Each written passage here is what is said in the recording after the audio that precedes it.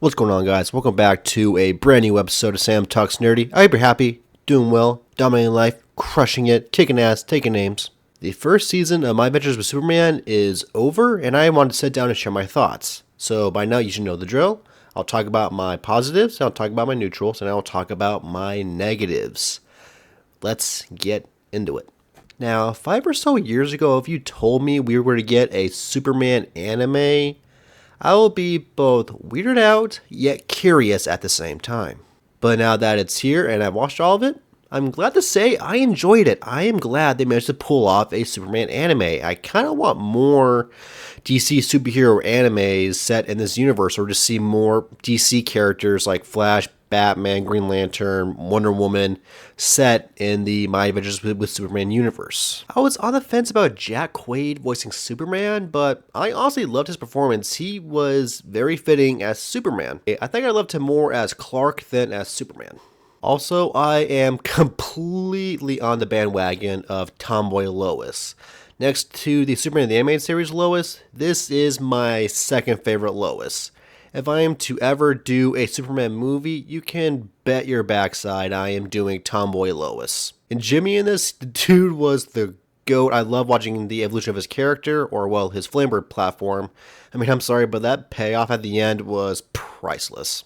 The show also had some pretty interesting concepts, like the League of Loises, which is literally the Council of Ricks or the Council of Reeds. And also the twist with General Lang was pretty heart-wrenching, and also I kind of thought General Lane was either General Eiling or Rick Flag for a very long time.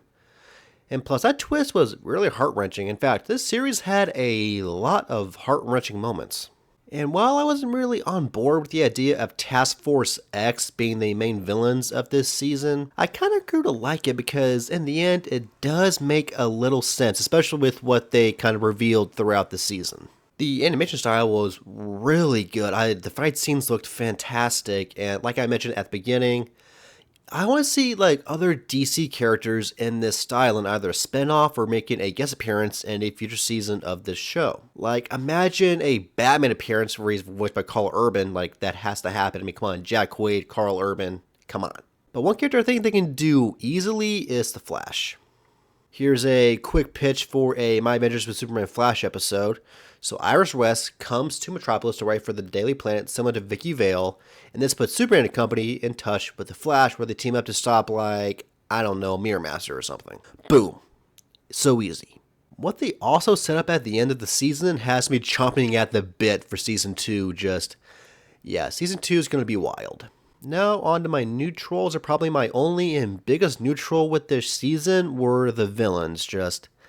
They were not that good, and a lot of them were pretty weak. The only villains I could recognize off the bat and were the strongest were Mickey Spitlick, Professor Ivo / Parasite, and Waller. The rest I had to piece together through context clues like Livewire. I had no idea that was Livewire until I heard her name, Leslie, and saw her using that electricity harness. And even Deathstroke, it took me seeing his name in the credits to be like, oh, that's Deathstroke?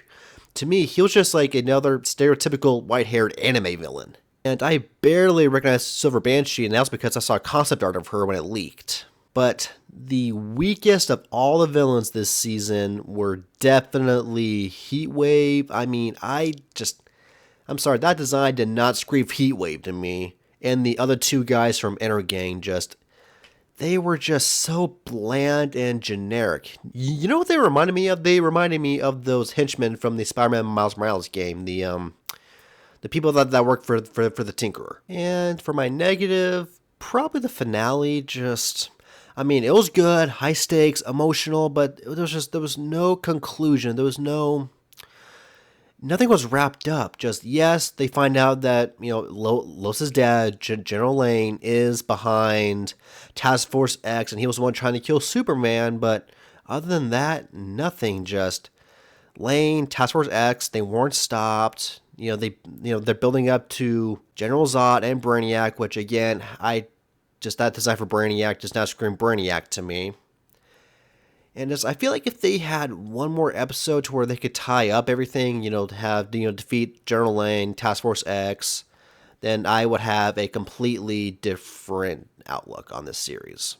But overall, I'll give it a 7 out of 10. Despite its shortcomings, it was still a really fun season. I can't wait for season 2.